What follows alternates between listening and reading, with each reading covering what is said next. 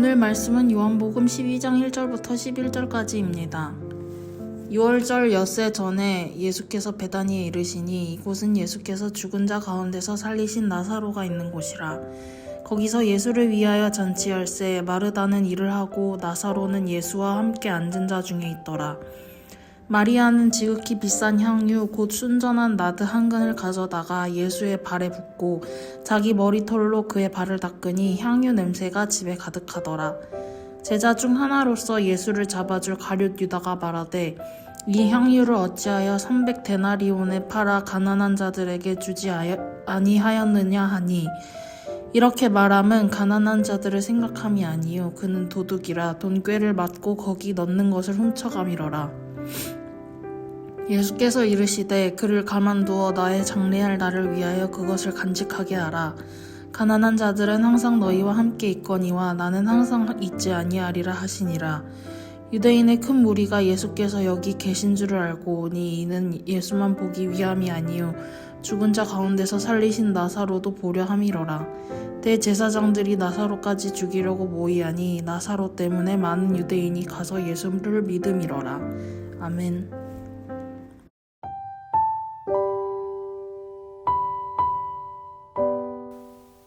오늘 본문은 예수님을 섬기기 위해 비싼 향유를 쏟아부은 마리아, 그런 그녀에게 그 돈으로 가난한 자들을 돕지 왜 그 비싼 것을 낭비했냐고 질책하는 유다, 그리고 마리아의 섬김의 의미를 말씀해 주시는 예수님.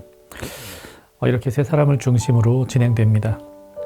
본문의 말씀을 통하여 예수님을 섬긴다는 것, 적용하자면 예배한다는 것의 의미와 예배드리는 시간과 에너지를 다른 더 가치 있는 곳에 사용하라는 유혹에 대해서 살펴보고 그러한 유혹이 과연 타당한 것인지 보려고 합니다. 결론부터 말씀드리면 예배보다 더 가치 있는 일은 없습니다. 마리아는 순전한 나드 한 근을 예수님의 발에 부었다고 합니다. 엄청 비싼 향수라고 생각하면 됩니다. 정확하게 비교는 안 되겠지만 대략 1년치 연봉 정도의 가격이라고 볼 수 있습니다. 마리아는 1년치 연봉을 예수님의 발에 부어서 예수님을 섬긴 것입니다. 그 정도로 큰 돈을 들여 어떤 일을 해본 적이 있습니까? 만약 그랬다면 그것은 분명 굉장히 가치 있는 일이었을 겁니다. 옆에서 보던 가룟 유다는 그것이 못마땅했습니다. 저걸 가난한 자들에게 나누어 주면 훨씬 더 좋을 텐데 왜 예수님의 발에 붓느냐고 합니다. 이 엄청 큰 돈을 가난한 자들에게 주는 것과 예수님의 발에 붓는 것, 어떤 것이 더 가치 있는 일로 느껴지십니까? 유다의 말에 호감이 가고 그의 의견에 동조하고 싶은 마음이 드는 것도 사실입니다. 예수님을 섬기는 것도 좋지만 마리아의 행위는 좀 과하다 싶은 생각이 들기도 합니다. 그런 생각을 불식시키기 위해 두 가지 생각해 보아야 하겠습니다. 첫째로, 마리아는 예수님을 볼 때마다 비싼 향유를 부었던 건 아닙니다.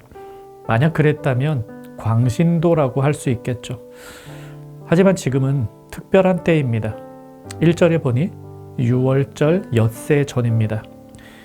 예수님은 6월절에 우리를 위해 십자가에서 돌아가십니다. 즉 6일 뒤에는 예수님이 돌아가십니다. 예수님께서 마리아를 질책하는 유다에게 이렇게 말씀하시죠. 그를 가만두어 나의 장례할 날을 위하여 그것을 간직하게 하라. 같은 사건을 기록하는 마가복음에서는 그는 힘을 다하여 내 몸에 향유를 부어 내 장례를 미리 준비하였느니라, 이렇게 말씀하십니다. 마리아의 행위는 단 한 번 이루어진 행위였습니다. 마리아의 일생 중 단 한 번 일어난 사건, 예수님의 죽으심을 예비하기 위해 행한 단회적 헌신이었습니다. 이것을 예배를 통해 주님을 섬기는 우리에게는 이렇게 적용될 수 있습니다. 즉, 예배마다 큰 돈을 바치거나 엄청난 헌신을 해야 하는 것 아닙니다. 그러라고 이 본문 우리에게 주신 거 아닙니다. 우리가 적용해야 할 것은, 우리가 예배한다는 것은 주님의 죽으심을 기억하고 우리의 구세주가 되어주신 주님을 높이는 참으로 가치 있는 행위다. 바로 이 사실입니다. 마리아는 딱 한 번 일어난 그 일을 위해 엄청난 것을 드렸습니다. 우리도 그와 같이 똑같은 것을 드리라는 게 아니라 예배가 주님을 섬기는 일이 그만큼 가치 있는 일이라는 사실을 기억하고 주님을 예배하며 섬기면 됩니다. 마리아의 행위는 광신도의 행위가 아니었습니다. 가장 가치 있는 일을 한 바로 그 행위였고요. 오늘 우리는 예배를 통하여 바로 그와 같이 가치 있는 일을 하고 있는 바로 이 사실을 우리는 기억해야 하겠습니다. 둘째로 유다의 제안, 즉 그 돈으로 가난한 자들을 돕자는 제안에 동의할 수 없는 이유가 있습니다. 유다의 본심을 성경이 말해주고 있기 때문입니다. 본문 6절에 너무 분명하고 단호하게 말씀합니다. 이렇게 말함은 가난한 자들을 생각함이 아니요 그는 도둑이라 돈꾀를 맞고 거기 넣는 것을 훔쳐감이로라. 이 유다의 말에 속으면 안 됩니다. 가난한 자들을 위해 돈을 사용하는 것이 더 가치 있는 일이라는 말에 현혹되면 안 됩니다. 예수님을 섬기는 것보다 더 가치 있는 일이 있으니 그 일을 하라. 이런 말에 흔들리면 안 됩니다. 사실은 그 돈을 훔치려고 하는 것입니다. 예수님께 가야 마땅한 헌신을 우리로부터 앗아가려는 미혹일 뿐입니다. 가난한 자들을 위해서가 아니라 예수님을 섬기는 일이 싫어서 그럴 뿐입니다. 예수님을 섬기는 일, 예수님을 예배하는 일보다 더 중요하고 급하고 좋은 일이 있다는 것은 유혹입니다. 다른 좋은 일이 우리 인생 가운데 따로 있는 게 아니라 예수님을 못 섬기게 해서 우리 인생을 파국시키려는 유혹입니다. 속으면 안 됩니다. 예배보다 더 가치 있는 일은 없습니다. 세상은 하나님을 예배하는 자들에게 쓸데없이 시간과 재물과 에너지를 낭비하고 있다고 다그칩니다.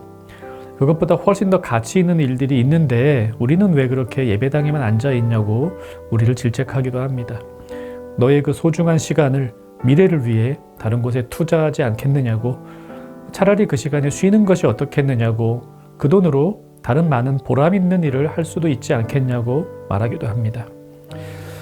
그리고 수많은 재미난 일들과 보람찬 일들을 보여줍니다. 마치 유다가 가난한 자들을 들먹였던 것처럼 말입니다. 물론 우리는 우리에게 주신 은사와 재물로 이웃을 섬기고 또 때로는 유흥도 즐기고 친구들과 교제도 합니다. 그런 것 하나 없이 광신도처럼 주님께 다 갖다 바치는 것, 그건 분명 이상한 신앙입니다.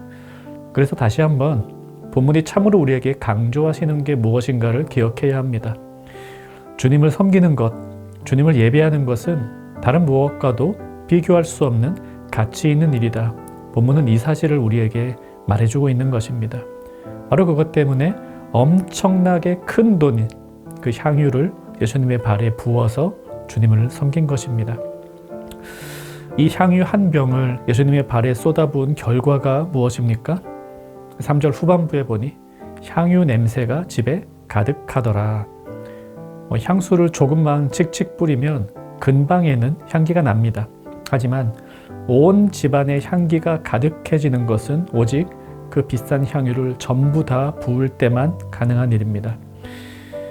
우리가 주님을 예배함으로 얻을 수 있는 결과도 마찬가지입니다. 하나님을 알아가고 그분의 은혜 안에 거하고 그분과 하나 되어 우리의 모든 삶에 그리스도의 향기가 나는 것, 그것은 오직 하나님을 예배하기 위해 우리의 시간과 우리의 정성과 또 마음과 몸을 드릴 때에만 얻을 수 있는 고귀한 결과입니다. 예배로부터 얻어지는 이 결과는 다른 무엇으로부터는 얻어낼 수가 없습니다. 때문에 예배의 가치는, 주님을 섬긴다는 것의 가치는 다른 무엇과도 바꿀 수가 없는 것입니다. 말씀 생각하며 기도합시다. 주일 예배를 귀하게 여기고 다른 시간과 바꾸지 않게 하소서. 예수님을 알아가고 주님을 높이는 일의 가치를 깨닫게 하소서. 오늘 하루 한 번 주님을 높이며 살아가는 청년가족 되기를 바랍니다.